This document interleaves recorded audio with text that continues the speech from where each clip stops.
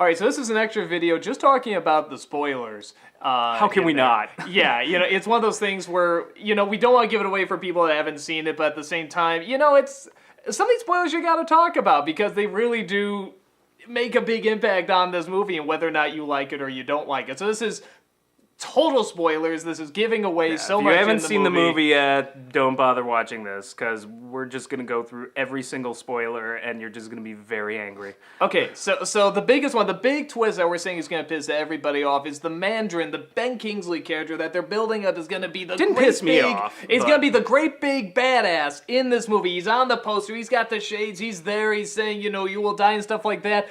Is just an actor. He's just a pawn. In fact, he's actually like Dudley Moore. Yeah, from Arthur. Tony Stark calls him Ringo at one point, and I thought that was brilliant because Yeah, he does sound kind of like Ringo. And they make him the most pathetic bitch. And it's funny. It's very funny. It's hilarious, and the funny thing is, like, Kingsley is so the fucking way funny. some people are just like, how could you take a steaming dump on that character? I did not see that coming. I was like, really? Because from the get-go, I was like, what accent is that? Where is he from? Good editing on this terrorist video, isn't it? Yeah, I'm just like, I really was like, they have to explain this at some point because this does not make any sense. And I thought the payoff in the sense that they explain why this looks so bizarre was great. I thought it was hilarious. And on top of that, with the commentary, I think they often have, it's not that these bombings are planned, it's that this device they've created that's supposed to fix limbs but is unstable is blowing Blows up people randomly, up. so they need to come up with so some they need a reason, excuse. so they make up a terrorist. Now that's really clever and really funny, and I think it's a great commentary on media, the use of the media. Yeah, now the problem is, and this is what I was saying in the review, is that the initial twist is great. It's hilarious, and you're like, okay, so he's a total fake, which means there's another much more evil villain somewhere. Now, where's the payoff? Nothing. Guy Absolutely Pearce. nothing. Guy Pearce is the payoff. Frickin' Pearce is the payoff. And Snooty over bite. Guy your Pearce payoff. is never a payoff. Never. Poor Guy Pearce. Anybody who ever, any screenwriter out there, listen to me. If you think your payoff's gonna be Guy Pearce, no, don't do it. It's a trap. But oh my God, it goes nowhere. So that's what I was saying. It's like you're being shown a football game, and then all of a sudden they turn the football game off, and you're like, what the hell? And you're like, no, we're going to show you the best hockey game you've ever seen. It's going to be crazy. And then they show you Disney on Ice. It's like, that twist was so great. I was like, oh, this is going to be nuts. And then this is like, oh, and so our backup villain is Guy Pearce. And, go ahead. And the other thing is, a lot of people are going nuts because they're just like, well, Mandarin's just such a cool character, and he's so amazing, and to see what they did, it's just a big F you to the, Marvel fans and this and that. Hey, if that's your stance, I totally respect that. I get why you would be angry. If I were attached to Mandarin, I would be like, what the hell?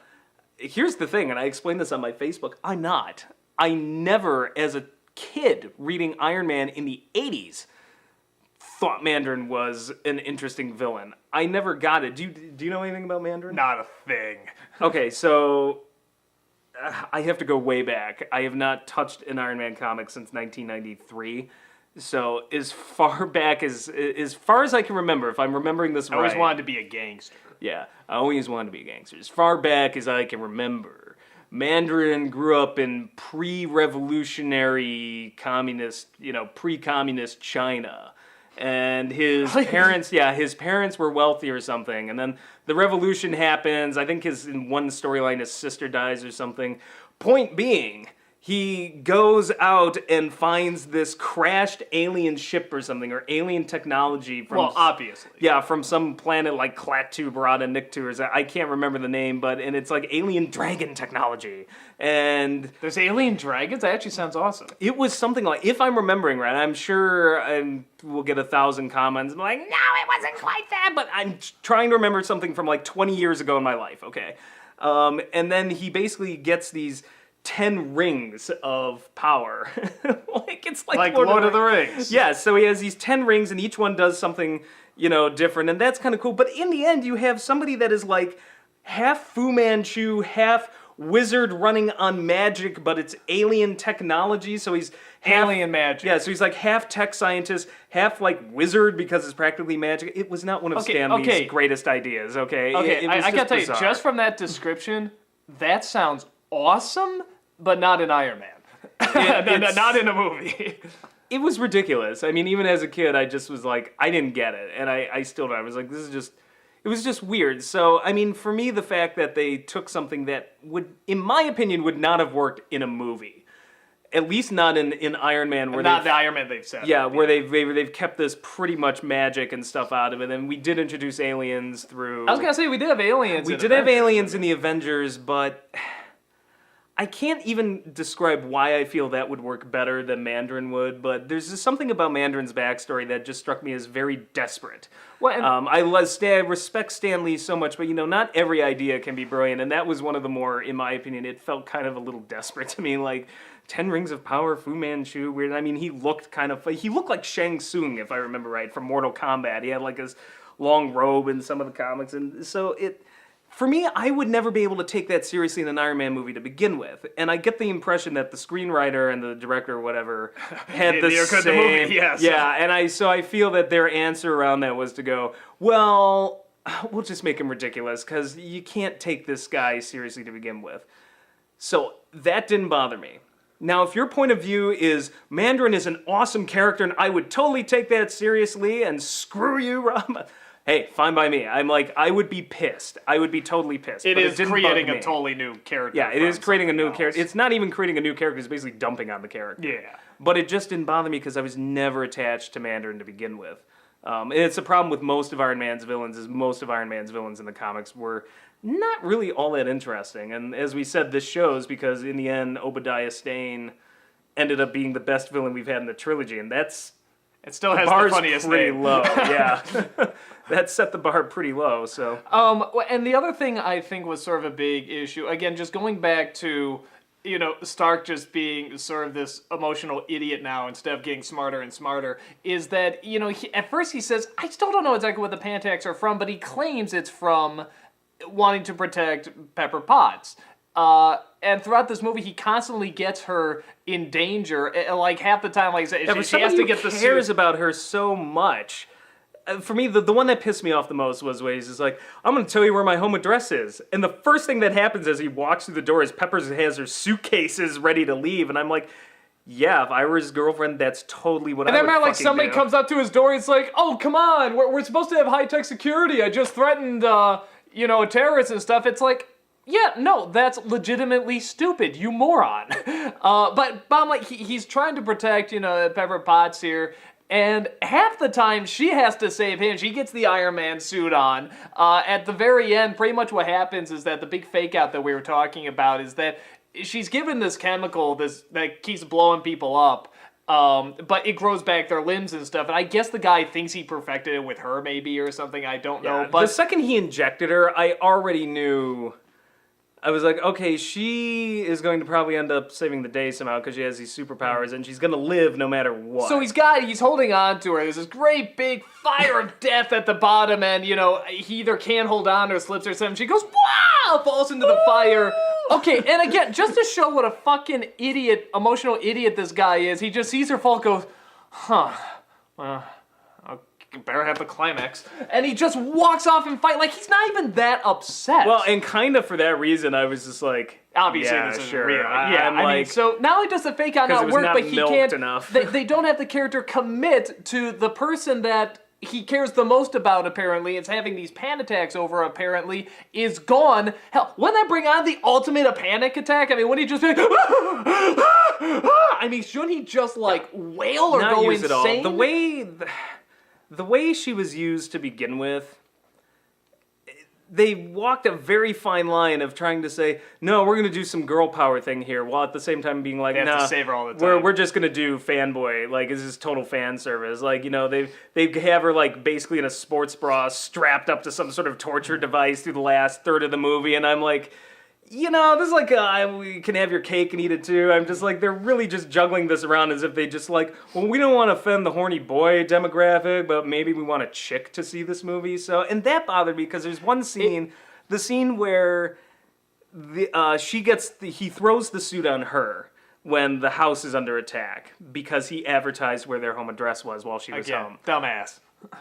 She gets like 10 seconds in that suit. And it's really cool. And I'm like, she obviously doesn't know how to power it. And I'm like, well, that's fair. Yeah, and that you know? made for some good laughs. You know, too, that made for some good laughs. I'm like, well, this is cool. I'm like, maybe she'll be in the suit by the end of the movie. It did look cool. Yeah, I was like, this is going to be really awesome. And instead, it's all of 10 seconds before Stark's like, all right, that's enough. And then basically, like, sucks the suit back to him, like, clunk, clunk, clunk, clunk. What- I'm like, that was like, that's it? Okay, Because what? I remember her just, I remember reading an interview on the web, and she's like, yeah, I get to wear the suit, and it's really cool. And I was like, oh, well, that's going to be awesome. And then when it was done, I was like, 10 seconds, she'd better be in this suit again by the end of this You know what made movie, this so much larger is if she thought he was dead, because they get separated. And then she learns how to use the No, suit. no, and she has the suit, and she has the big revenge, and he also has the big revenge, and she's going out kicking ass in the suit while he still does the exact same thing he did before, you know, rather than just her, you know, hide away, which if he was so concerned, he would still try to be making his way back to her to protect her. That Well, was and his while big we're goal. talking about rewriting Iron Man 3, you know what else would have been awesome? Instead of Guy Pearce, the answer to nothing, the real villain should have been Stark's ex-girlfriend. Yeah, they Why have this didn't character do they that? build out there. I'm like, and you she want real? kind of is. Yeah, she kind of. But Oh yeah, she pulls very- a Lando Calrissian. She's like, I'm kind of the villain now, but I've got second thoughts. And then like Guy Pearce shoots her. But I mean, basically, it would have been so much cooler if she was the puppet master, if she were controlling Guy Pearce.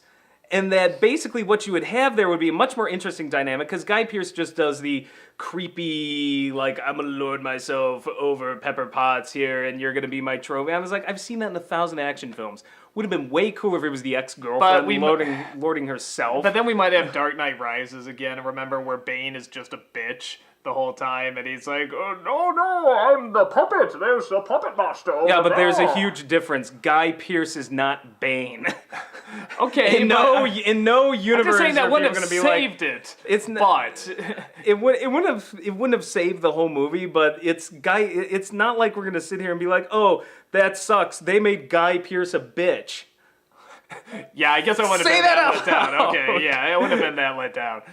Yeah, it's just like, oh, so Guy Pearce is Guy Pearce as he always is. But the last thing I'll say before I finish off here is that what I'm seeing more and more is that the more and more emotionally stupid Stark gets, the more and more responsible Pepper Potts gets, because even though she does have to be saved a lot of the time, she also fights back a lot of the time. She delivers the finishing moves at the end, and it's pretty badass. No, And- it is. It just, and but I it's am felt wondering, kind of shoehorned into me. Like, it's just like... no, but I'm saying, why don't they take the, what she is learning and what she's figuring out and how she's putting stuff together, Iron Man 4 is just going to responsibly. be Pepper Potts. Well, I mean, it's whatever you're doing with her is Potts. right. Whatever you're doing with her is right, except in 2 where she's like, this is too hard, just give it to someone else.